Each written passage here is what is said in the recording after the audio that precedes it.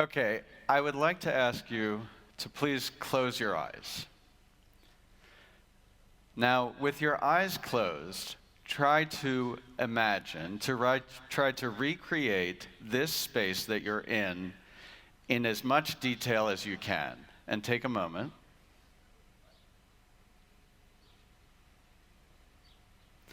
Okay, now open your eyes and look around you. Do you notice any gaps between what you were able to recall and what your senses tell you now about the world? How accurate were you?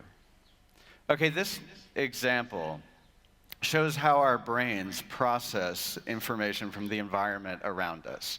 Humans are sensing beings, and we handle this flood of information from our senses by constantly shifting our attention according to immediate priorities. Now, this leaves gaps in our perception, and in real life, in everyday life, we smooth over these gaps with best guesses and biases. Now, we also use technology to fill in those gaps and help us, and the smartphone is a great example. So we use the smartphone like a second brain. We help find our way, and it makes us more productive, and we store our memories. We've gotten a lot of benefit from the smartphone, but we also have some troubling, unforeseen consequences from it, like cyberbullying on social media and tampering with some of our elections, just to name a few. The phone also gives us a really good comparison to think about the technology that I've been working on for 25 years, which is virtual reality, or VR. So if you're new to VR, it looks like this. VR reaches beyond the mind into the body and the senses. It engages your brain in a completely different way. We experience virtual worlds like they're real, like a place that we've been. And our brains process them in a completely different way than something that we just look at, an image that we look at. Now, VR is not like any other technology that's come before it. And it has the potential for a personal and social transformation that will surpass the impact of the smartphone. So it's going to bring a lot of benefits, and I want to share some of those benefits with you today. We're using virtual reality to change patient care and therapy and the way medicine is practiced. But, you know, it has a lot of open questions.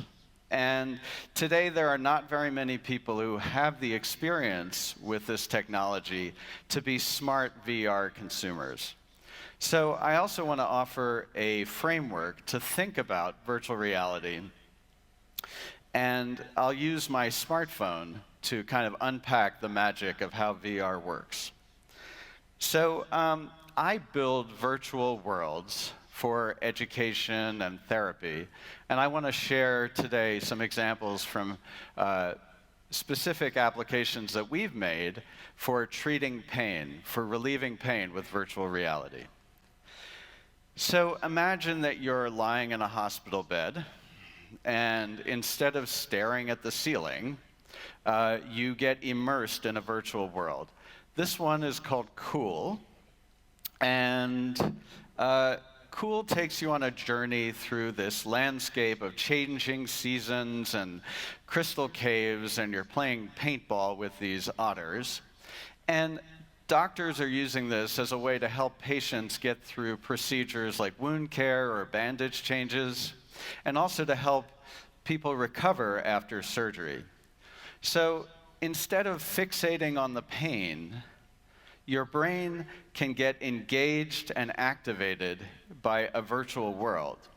And the results that we're seeing are tremendous. We see significant reductions in the pain that they're experiencing. We also see a significant drop in the amount of opioids that people need, the amount of drugs, like on the order of 20%.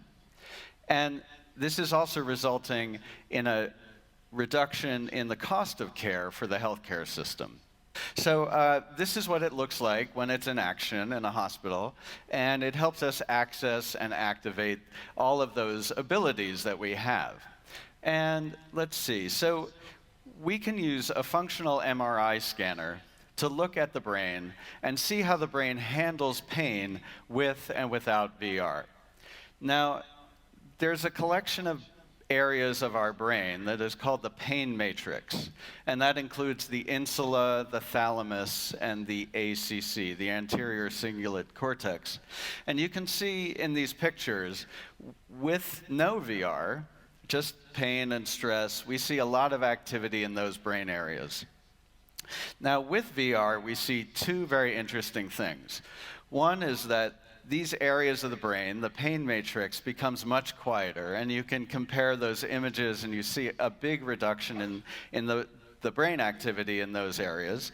And then we see a shift.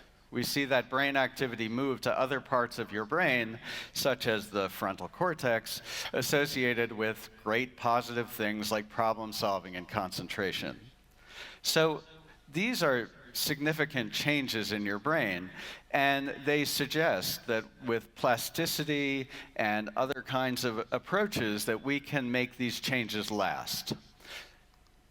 So this is another environment that we created. It's called Glow, and Glow uses hand trackers, so those are my hands, and a heart rate sensor. And your heart rate sensor controls these fireflies that are dancing around in the environment.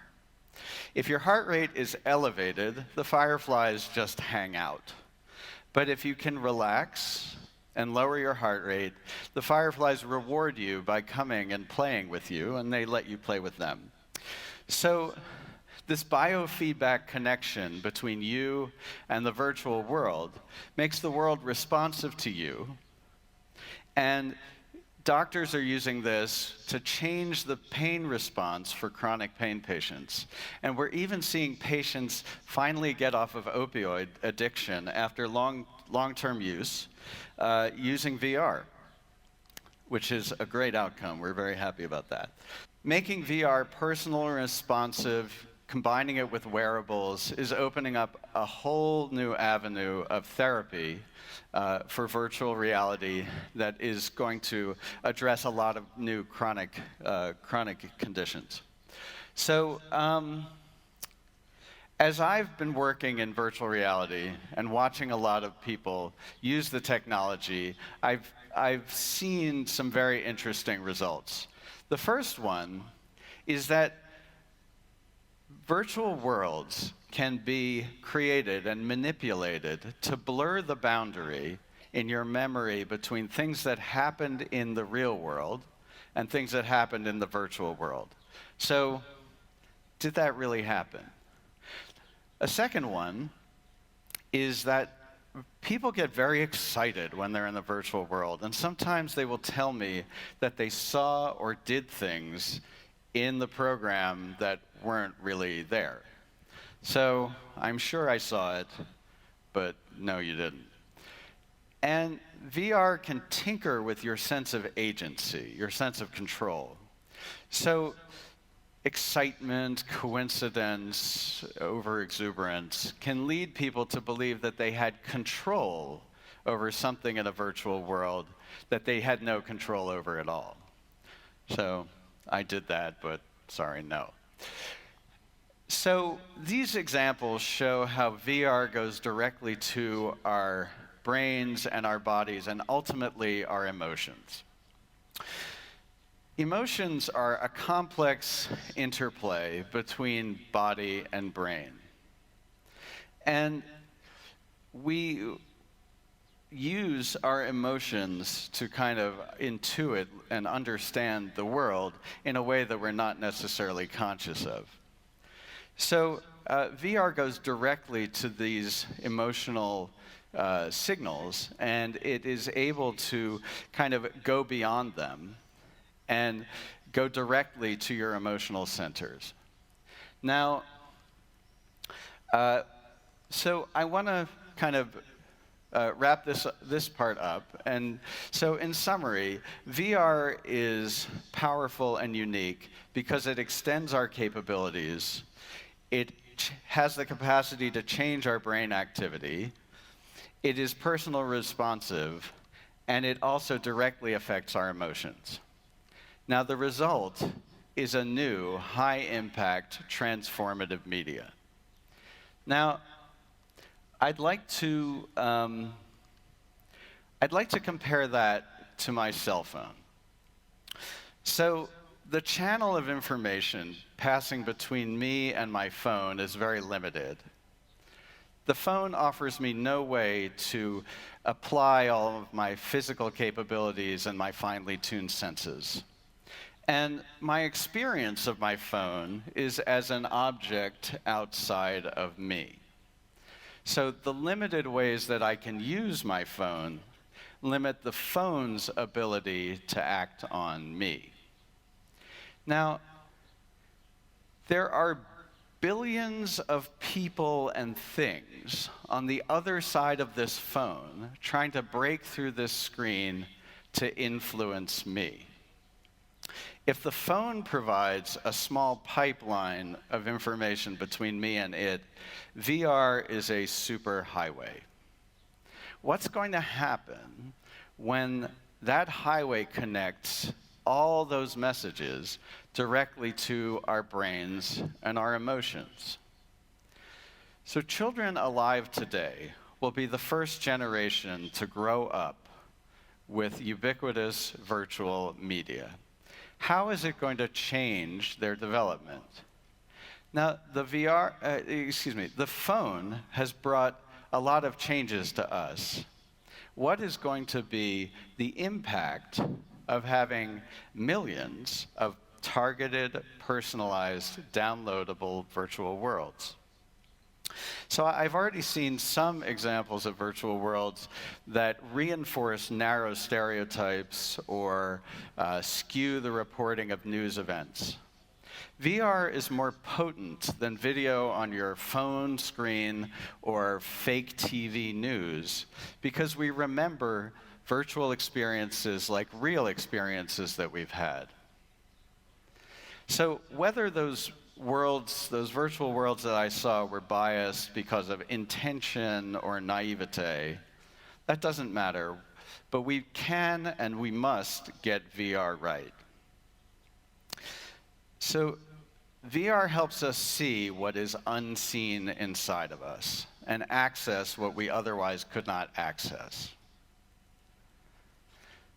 Embodying a virtual avatar, like a virtual skin, of someone of a different gender or race can alter our sense of identity in a matter of minutes.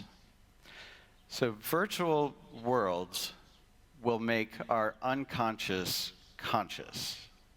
They can increase our sense of empathy or shift our sense of group identification for better or for worse. VR will make the unspoken spoken.